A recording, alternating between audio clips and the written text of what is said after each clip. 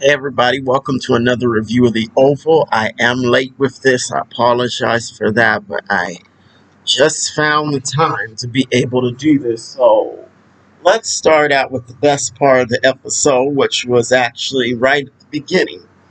So in the last episode, Victoria had heard Priscilla, saying she's evil, she's a bitch, and all that. And she wanted her to repeat it. And Priscilla started out by saying, well, I was having a personal conversation.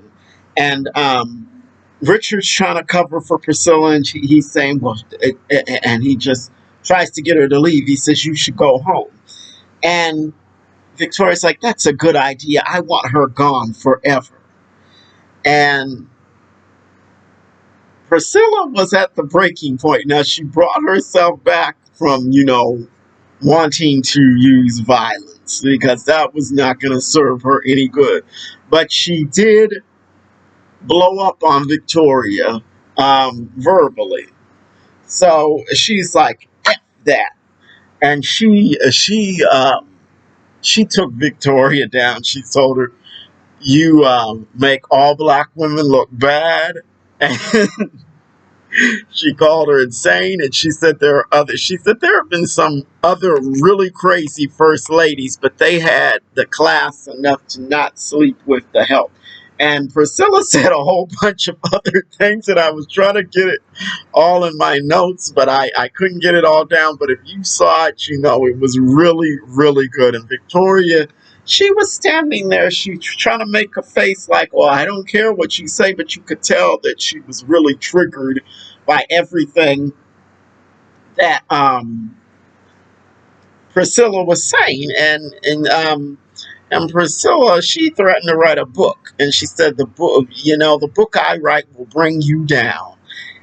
And so Victoria, she did not come back with anything on Priscilla after that, because Priscilla annihilated her. And that's the thing about Victoria. She can say everything she wants to somebody as long as they don't respond, or as long as they're incapable of delivering a strong response. Priscilla was able to totally destroy her, and it was good. So Victoria goes back out there to Lily, and she's like, what did you hear? And Lily's like, I heard nothing. And once again, Victoria's on this thing about being Lily's friend, and clearly she does not want to be friends with her. Lily does not want to be friends with her. And Victoria, I think she said something about wanting somebody to tell her, the truth or whatever, and all of this. And Victoria got annihilated again. Priscilla sort of ran her over with an 18-wheeler because she just pulled no punches. And then Lily came in and ran her over with a Cadillac, because Lily's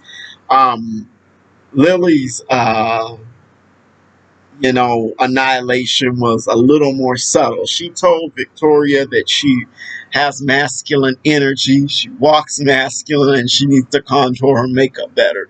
So she basically called her like a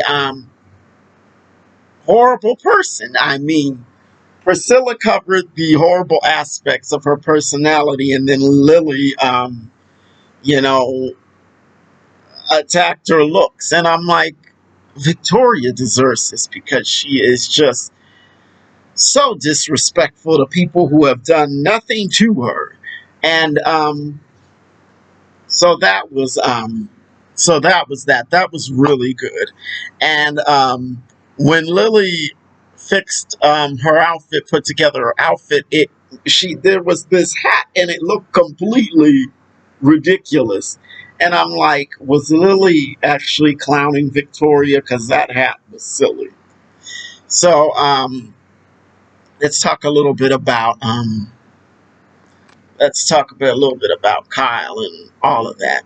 So Kyle, he actually has some reservations about doing something wrong. So I guess he has a scant amount of a conscience, because they had opted to go after Max's son. And at first I got confused in the last review. I thought they were talking about Bobby's son, but it's Max's son. And Kyle has reservations, and Donald is pushing him to do it. And so Donald is completely ruthless and has zero morals. And yeah, so that's pretty bad. And the other way that Donald has no morals is he ordered his friend, and this is a friend that he's sleeping with, he ordered his friend to kill Dale. And I'm like, really? So Donald does not want Kyle to have anybody. He doesn't want Lily to have anybody. Donald is just a controlling monster. That's all there is to it. No morals or scruples or anything. And so Dale, he was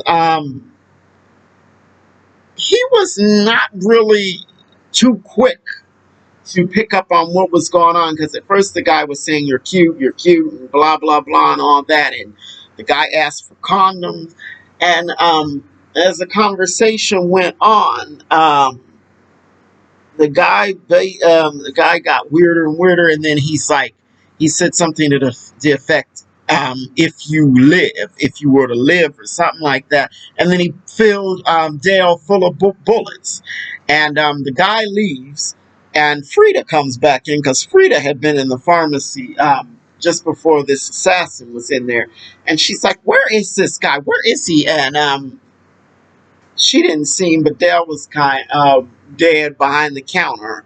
Or maybe he's not dead. You don't know with Tyler Perry if he'll, like, I don't know what he's going to do, but I'm not sure what the point of having Dale in this show was, if he was just going to kill him off.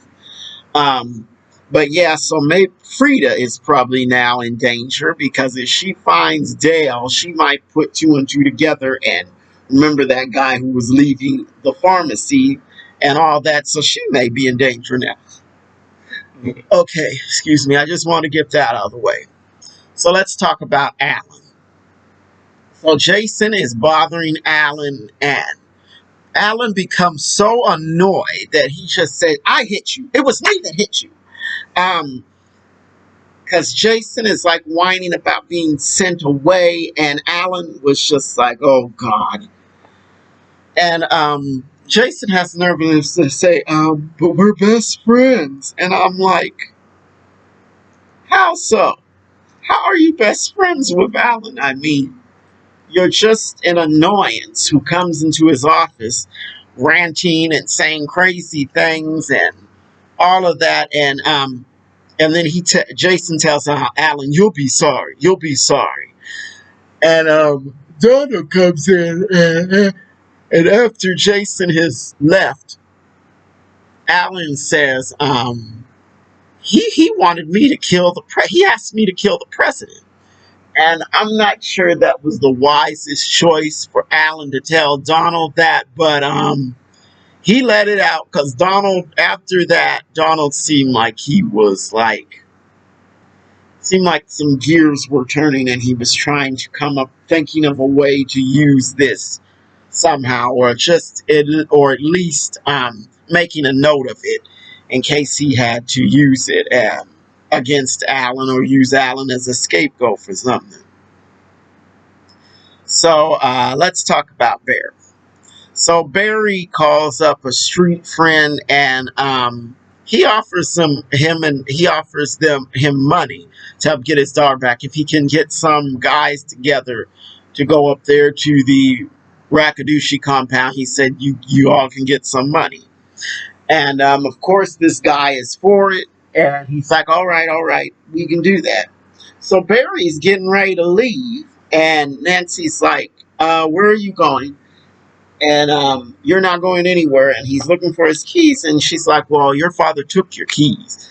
And she's trying to convince him not to go, but Barry just leaves anyway. Not surprising because that's Barry. And let's segue into Sharon and Kareem. She says, we're not ready. I don't want to marry you. We're not ready.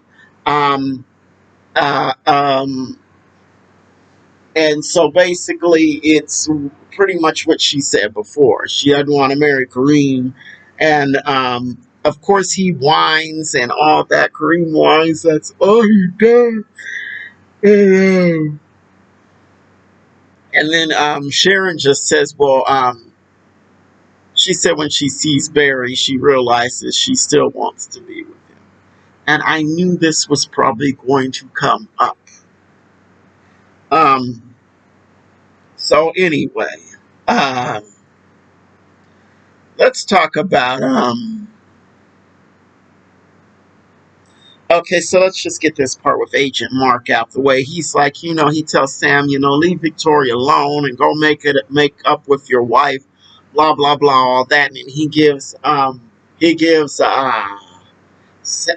Sam and Bobby and Max and Blakely, he gives them the rundown on what is going on at the White House, what they're up to, and all the cover-ups and all of that.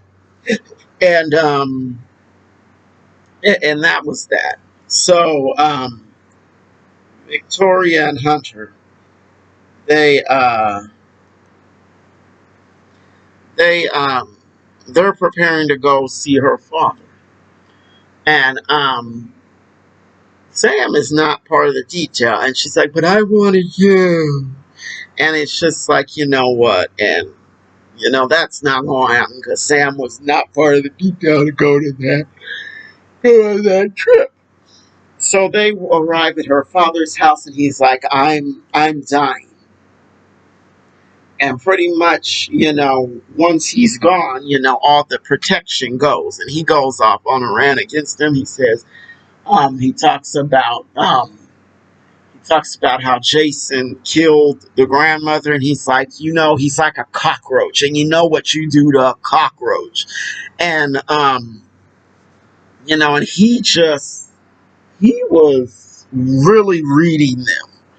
And he's like, he called Hunter stupid and all that. And I'm thinking, but you know what? If I'm thinking the father is saying this, and I'm like, but if he's so smart, why would he put an idiot in the White House?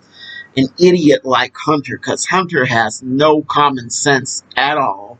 And I'm like, so Victoria's dad seems like maybe he's not that good of a judge of character or whatever if he would put somebody in the White House that stupid. I understand he probably wanted somebody that was easy to manipulate, but couldn't he have found somebody actually smart that he couldn't manipulate? Anyway, he tells both of them, he says, you'll both die a horrible death. And he was very vicious towards Hunter and Victoria. And he's just sick of their crap.